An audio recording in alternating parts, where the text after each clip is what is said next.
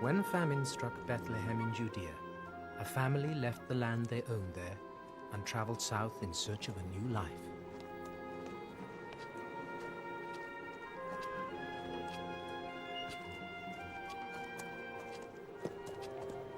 The journey itself was not without risks for Elimelech, his wife Naomi, and their 2 sons. Famine had forced them away, but Judea was all they had known. Anywhere else would be foreign.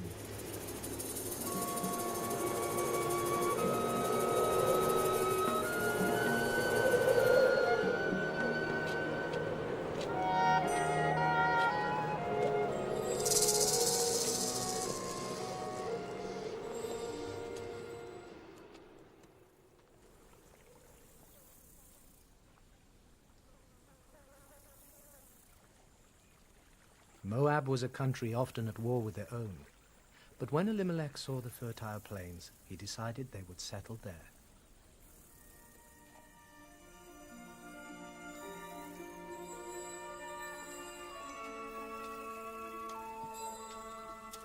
Elimelech, Naomi, and their sons were content with their new life. They worked hard and they prospered.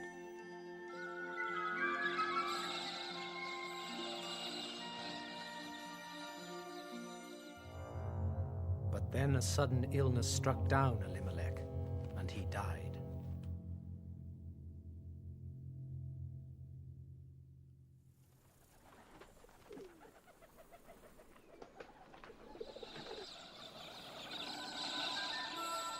Naomi's sons cared for and comforted her in her distress. But then, later, their decisions to marry brought her great joy.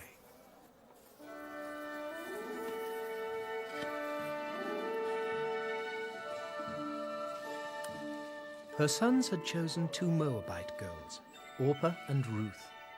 For Naomi, the marriages meant the chance of children and the continuation of her husband's family name.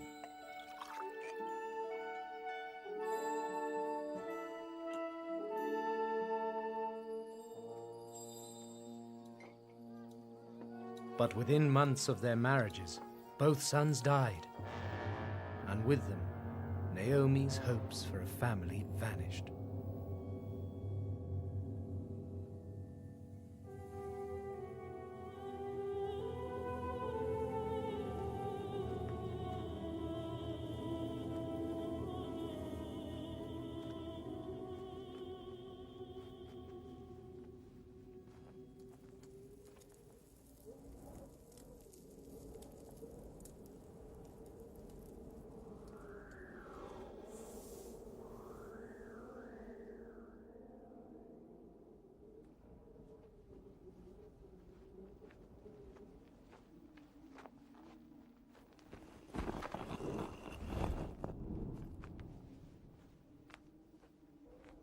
I must return to Bethlehem. Why? But why, Naomi? God's hand is against me. Our family name ended here in Moab.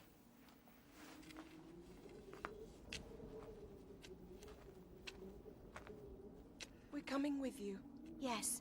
It's far too dangerous for a woman alone. But what more can I suffer? I've lost everything. You still have us? You must stay here with your people. You're still young. You can marry again. I have no more sons to offer you. We'll never forget you. May God reward you. Your love for my sons was great, and even now you honor them with your love for me. Follow your sister, Ruth. Go back to your mother. No. You are my mother now. Where you go, I will go. And where you live, I will live. Your people will be my people, and your God my God. Where you die, I will die, and there will I be buried.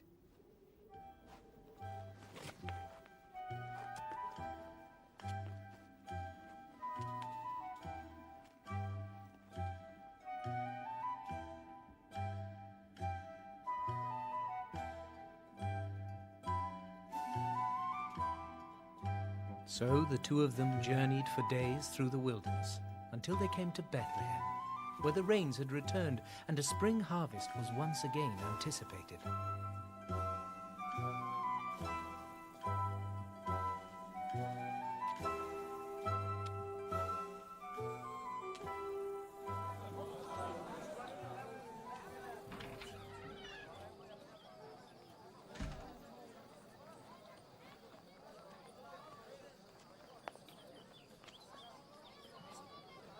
Is that Naomi?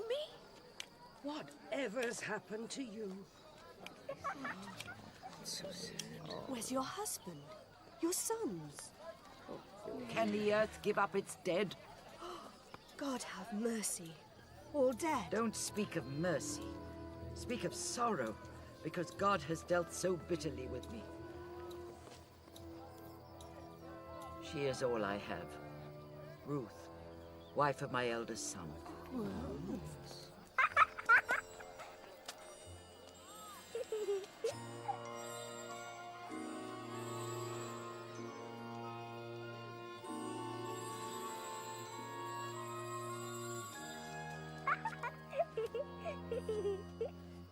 She is my only family now.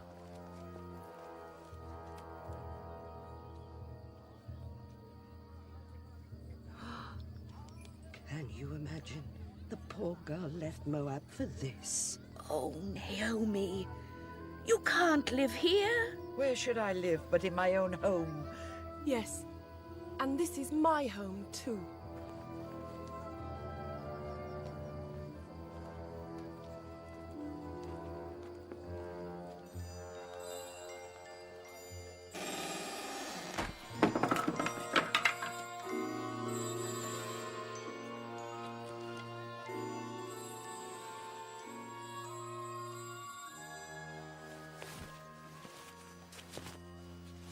I'm going to the fields.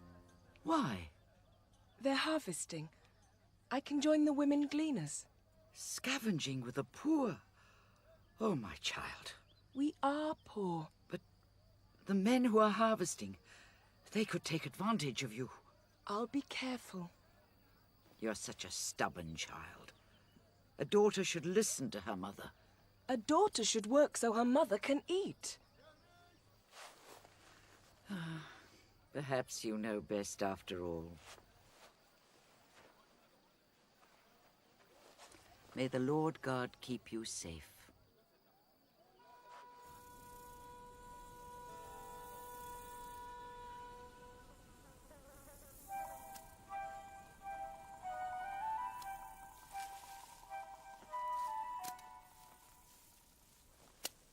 Hey, where are you going? Moab's that way. But I could show you a shortcut. What's she want? She's come to steal our barley. No, she's come to beg. She's asking to glean. Get back to work! Please. If not for my sake, for my mother-in-law, Naomi. I beg you.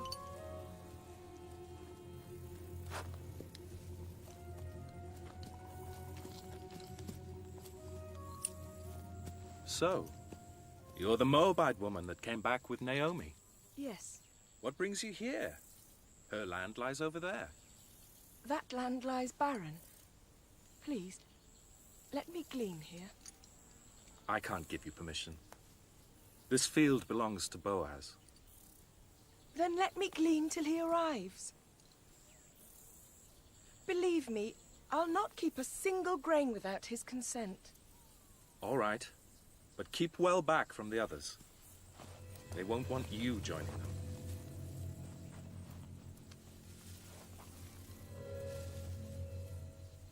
There's little enough to glean as it is.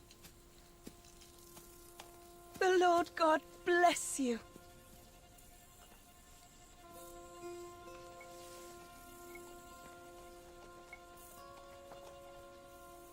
The Lord be with you. The Lord The bless Lord you. bless you. Master, a word with you. The Moabite woman who came with Naomi. I said she could glean until you arrived. She'll not keep a grain without your consent. She's a hard worker. She hasn't stopped all morning. She's been no trouble.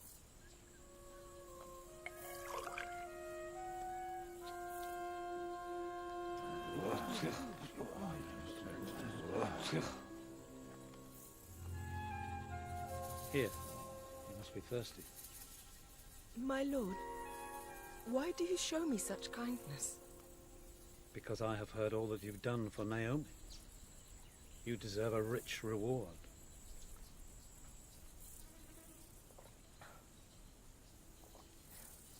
All I can do is give you permission to glean wherever you like.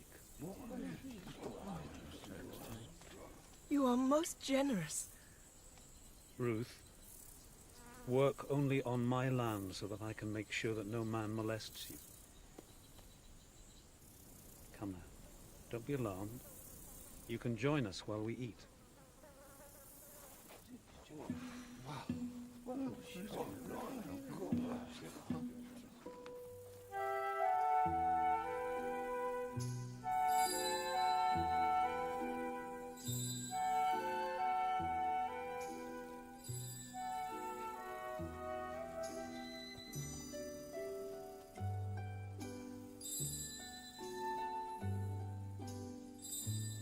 Take some ears from the piles of grain and drop them in our path.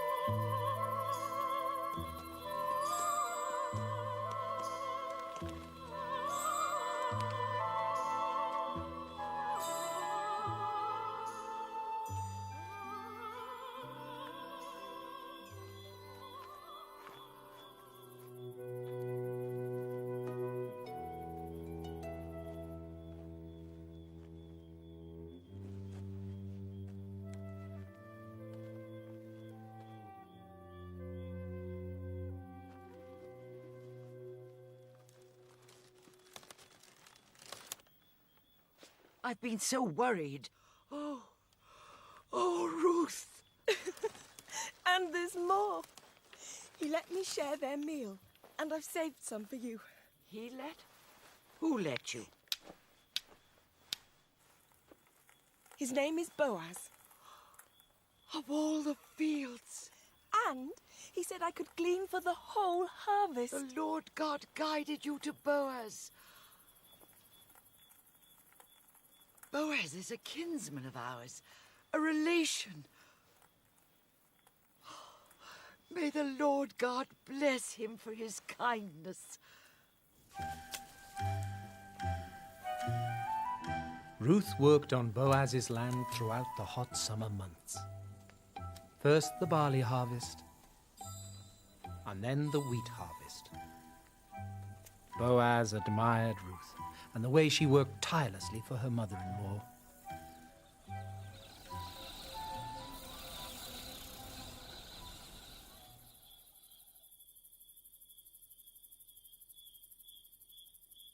And Naomi, for her part, planned to secure Ruth's happiness by finding her a good husband. They've begun the celebrations. Yes, the harvest is over, and now we must think of the future. Our stores are overflowing, but they will not last forever. I'll find other work. I can weave.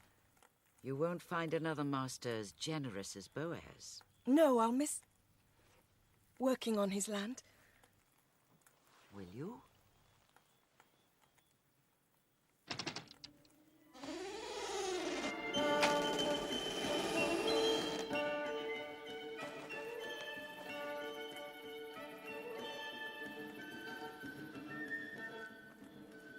There's another good breeze tonight. Boaz will be winnowing past nightfall again, so he'll eat and sleep at the threshing floor. Ruth, you must speak with him tonight, alone. Why? He is from our clan. Ruth, if you would only ask him, I know he'd honor his duty by marrying you. Marry me? A foreigner? And a widow? If you would have a child together, our family line would be restored. Tell me what I must do. First, we must prepare you.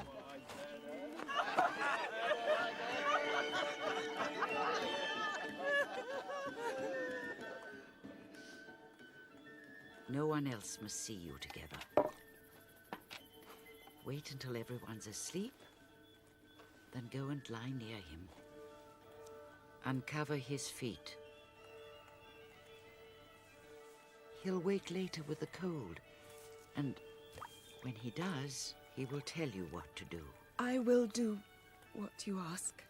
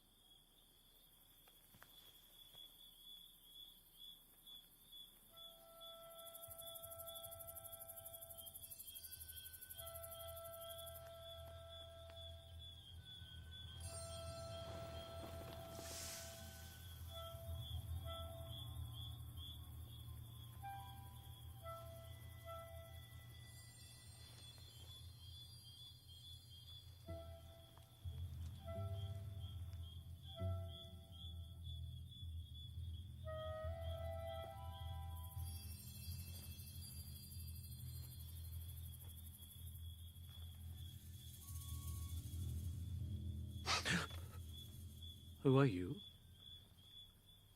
Ruth, my lord.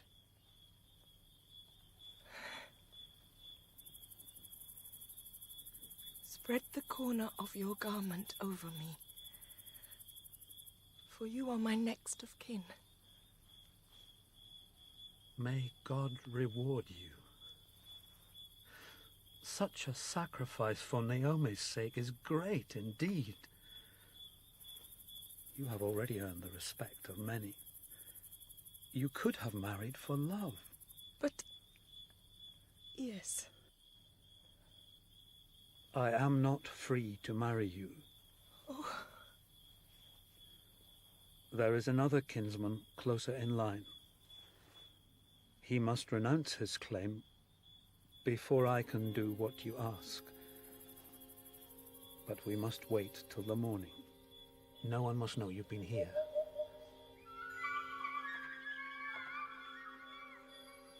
You cannot go back to Naomi empty-handed.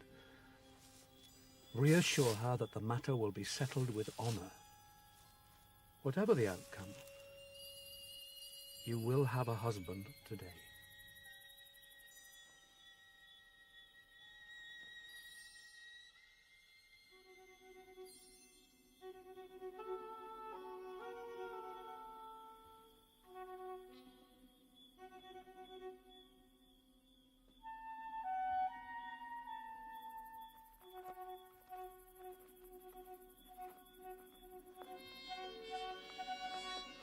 What happened?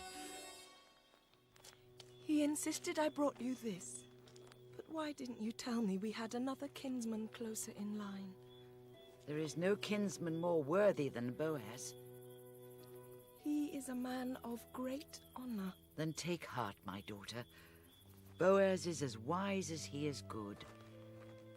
He will not let another man make you his bride.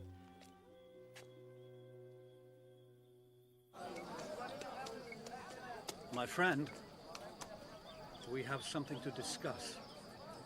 We'll need witnesses. Is it a matter of law? Family law. You are of Elimelech's clan, as am I. His widow Naomi has put her land up for sale. If you wish to buy the land and honor the obligations that accompany it, tell us now. If you do not, I myself will buy it, since I am next in line after you. Boaz, I will buy it. And you also recognize that on the day you buy the land, you also buy Ruth, the widow of Elimelech's elder son.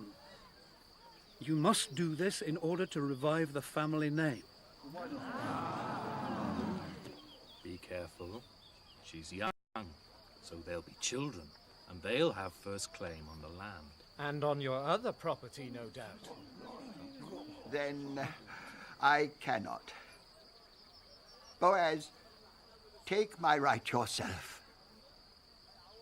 Before the elders here, I recognize your right to walk upon our kinswoman's land. You are witnesses that I now buy from the hand of Naomi everything which belonged to Elimelech. Also, Ruth the Moabite, I take as my wife. We are witnesses.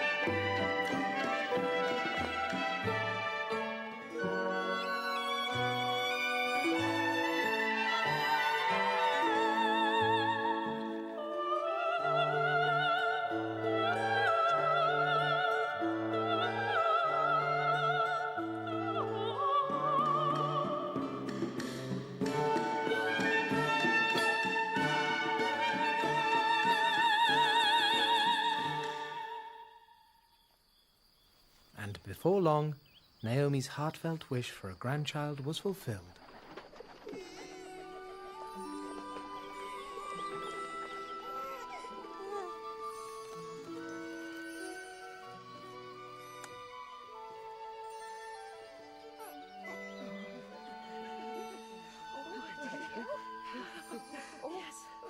You have a son once more. Thank you. How your daughter-in-law loves you. She's worth more than 7 sons. What joy the child will bring you in your old age. May the Lord God bless him. Call the child Obed. Obed, the servant of the Lord.